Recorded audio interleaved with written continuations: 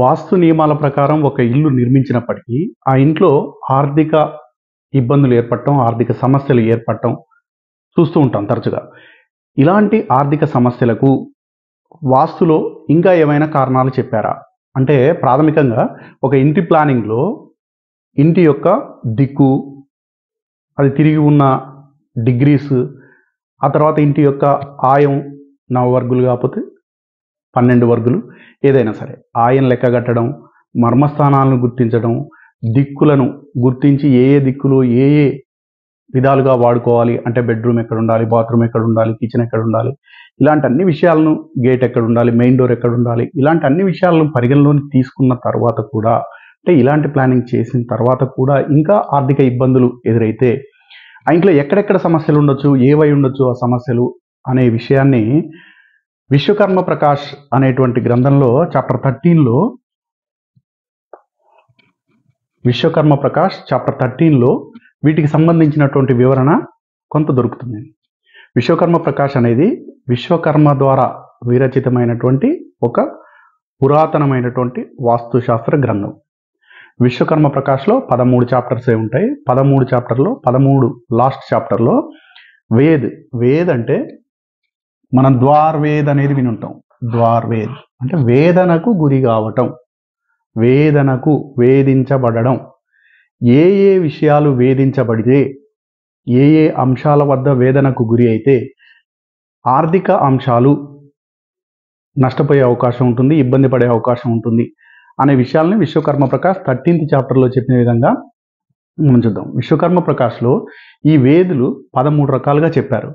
అందులో అందక్, కుబ్జక్, బదిరక్, ద్విగ్వక్ర, రుధిర్, చిపీట్, వ్యంగ్, కుటిల్, శంఖపాక్, మురజ్, కుటిల్, సుప్త్, కుట్టక్ అని 13 రకాల వేదనలను చెప్పడం జరిగింది. ఈ 13 రకాల వేదనల యొక్క వివరణ మనం చూసినట్టయితే, అందక్ అంటే ఇల్లు పద్ధతి ప్రకారమే ప్లాన్ చేసాం, కానీ ఆ ఇంటికి కిటికీలు, వెంటిలేటర్లు చాలినన్ని లేకపోయినా, అసలు లేకపోయినా, లేక ఆ ఇంట్లోకి గాలి వెలుతురు ధారాళంగా వచ్చేటువంటి ఏర్పాటు లేకపోతే ఆ ఇంటిని అందక గృహ అన్నారు. అంటే అందక గృహము అని చెప్పారు. ఇది ఒక రకమైన వేదన. ఒకవేళ ఇంటిలో వెంటిలేషన్ ధారాళంగా లేకపోయినా, దర్వాజాలు, కిటికీలు ఉండాల్సిన ప్రదేశాల్లో కాక విపరీతంగా ఉన్నట్లయితే ఆ ఇంట్లో ఆర్థిక నష్టం జరిగేటువంటి అవకాశం ఉంది. రెండవది కుబ్జక్. కుబ్జక్ అంటే, కుబ్జకుడు అంటే అంగహీనత లేకపోతే అసహజమైన అంగాలు ఉండడం. దాన్ని కుబ్జక్ అంటారు. అంటే ఉండాల్సినటువంటి అంగాలు విహీనంగా ఉన్నప్పటికీ, లేకపోతే వైకల్యంగా ఉన్నప్పటికీ దాన్ని కుబ్జక్ అంటారు. అలాంటి ఇల్లు కూడా ఆర్థిక నష్టాన్ని కలిగిస్తుంది. బదిరిక్ అంటే ఒక ఇంటి యొక్క ద్వారం, మెయిన్ ఎంట్రన్స్ కావచ్చు, గేటు కావచ్చు, బజారు కన్నా అంటే వీధి కన్నా కిందకు ఉండడం, లేదా బయటకు వచ్చి ఉండడం, లేదా లోపలికి జరిగి ఉండడం. ఒక ఇంటి యొక్క ప్రధాన ద్వారం లేదా గేటు వీధి కన్నా కిందకు ఉండడం, లేదా బయటకు వచ్చి ఉండడం, లేకపోతే లోపలికి అయి ఉండడాన్ని బదిరిక్ అంటారు. ఇది కూడా ఆర్థిక నష్టాన్ని కలిగిస్తుంది. దిగ్వక్ర అంటే ఒక ఇంట్లో బయట 4 మూలలు 90 డిగ్రీలకు ఉండాలి. అలా కాకుండా, ఫర్ ఎగ్జాంపుల్ ఇక్కడ చూడండి, ఈ ఇల్లు ఇక్కడ 90 డిగ్రీలు లేదు, వీధి ఈ వైపున ఉంది, ఇది 90 డిగ్రీలు ఉంది, ఇది 90 డిగ్రీలు ఉంది, ఇది 90 డిగ్రీలు లేదు, ఇది కూడా 90 డిగ్రీలు లేదు. 90 డిగ్రీల కోణాన్ని సమకోణం అంటారు. సమకోణము ఏ దిక్కులో లేకపోయినా, ఒక ఇంట్లో 4 దిక్కుల్లో ఎక్కడ సమకోణం లేకపోయినా ఆ ఇల్లు దిగ్వక్ర అంటారు. ఇది కూడా ఆర్థిక నష్టాన్ని చేకూరుస్తుంది. నెక్స్ట్ రుధిర్ అంటే ఏంటంటే, ఇంటిని ప్రాథమికంగా మనకు 4 దిశలు తెలుసు: తూర్పు, దక్షిణం, పడమర, ఉత్తరం. అట్లనే వాటిని 8 దిక్కులు తెలుసు. తూర్పు, ఆగ్నేయం, దక్షిణం, నైరుతి, పడమర, వాయువ్యం, ఉత్తరం, ఈశాన్యం. ఇంకా విభజిస్తే 16 దిక్కులుగా, అంటే ఒక్కొక్క దిక్కు 22.5 డిగ్రీలు ఉండే విధంగా విభజించవచ్చు. విభజించినప్పుడు ఏ దిక్కులో దేనికి వాడాలి? సపోజ్ తూర్పు ఆగ్నేయం ఉంది, దాన్ని బాత్రూమ్, టాయిలెట్ లేకపోతే ఏదైనా వాషింగ్ మిషన్ లాంటిది పెట్టుకోవడానికి వాడాలి. అంటే ఏ ఏ దిక్కుని ఏ ఏ విధంగా వాడాలి, కక్ష అంటారు దాన్ని. కక్షా నియోజన్ అంటే ఏ దిక్కులో దేన్ని వాడాలి, దేనికి వాడాలి అనే విషయాన్ని కక్షా నియోజన్ చెప్తుంది. అట్లా కాకుండా ఒక దిక్కులో ఉండాల్సిన దాన్ని మరో దిక్కులో వాడితే, ఫర్ ఎగ్జాంపుల్ దక్షిణం యజమానికి సంబంధించినటువంటిది, దక్షిణ నైరుతిలో బాత్రూమ్ ఉండొచ్చు, అదే దక్షిణంలోకి వస్తే నష్టాన్ని కలుగజేస్తుంది. అంటే ఏ దిశలో ఉండాల్సిన ఏర్పాటు ఆ దిశలో లేకుండా విభిన్నమైన ఏర్పాటు ఉన్నట్లయితే ఆ ఇంటిని రుధిర్ అంటారు. అంటే పదాలని సరిగా వినియోగించకపోవడం. నెక్స్ట్ చిపీట్. చిపీట్ అంటే వాస్తుశాస్త్ర గ్రంథాలన్నిట్లోనూ ఇంటి యొక్క పొడవు వెడల్పుకు అనుగుణమైనటువంటి హైట్ని చెప్పబడింది. అంటే ఒక ఇల్లు పొడవు వెడల్పు ఎంత ఉంటే ఎంత హైట్ ఉండాలి అనేటువంటి రేషియో చెప్పబడింది. అట్లా కాకుండా ఒక ఇల్లు ఎత్తు తక్కువగా ఉన్నట్టయితే, ఉండాల్సిన సాధారణ రేషియో కన్నా తక్కువగా ఉన్నట్టయితే ఎత్తు, ఆ భవనాన్ని చిపీట్ భవన్ అంటారు. నెక్స్ట్ వ్యంగ్. వ్యంగ్ అంటే పక్క వాళ్ళకి మన జాగ పోవద్దనే ఉద్దేశం, లేకపోతే రోడ్డు కింద పోవద్దనే ఉద్దేశంలోనూ ప్లేస్ ఏ రకంగా ఉంటే, అంటే 90 డిగ్రీస్ యాంగిల్ లేకుండా వంకరలుగా కట్టడం చూస్తూ ఉంటాం అక్కడక్కడ మనం. దాన్ని వ్యంగ్ అంటారు. అంటే అర్ధరహిత వంకరలతో ఉండడం. ఇది కూడా ఆర్థిక నష్టాన్ని కలిగిస్తుంది. నెక్స్ట్ కుటిల్.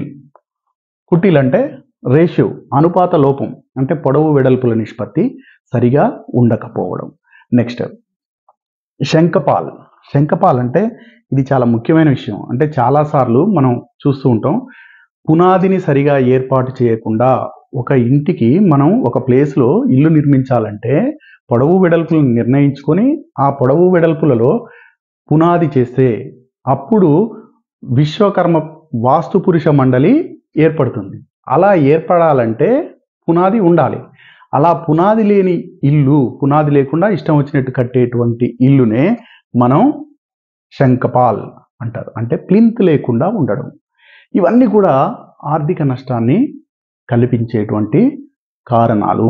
ఇవి కాకుండా ఇంకొన్ని కూడా చెప్పారు, కుటిల్, సుప్త్, కుట్టక్. ఇవి ఆర్థిక విషయాలు కావు, హెల్త్ పరమైన అవన్నీ విషయాలు.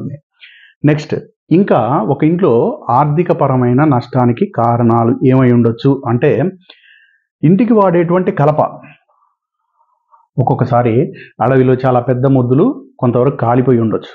ఆ మొద్దులకు ఆ మొద్దుల్ని కట్ చేయించి వాటి ద్వారా వచ్చిన కలపని, సగం గాలిన కలపని ఇంటి నిర్మాణంలో ఉపయోగించడం. ద్వారాలకు కానీ, కిటికీలకు కానీ, డోర్లకు కానీ ఉపయోగించడం.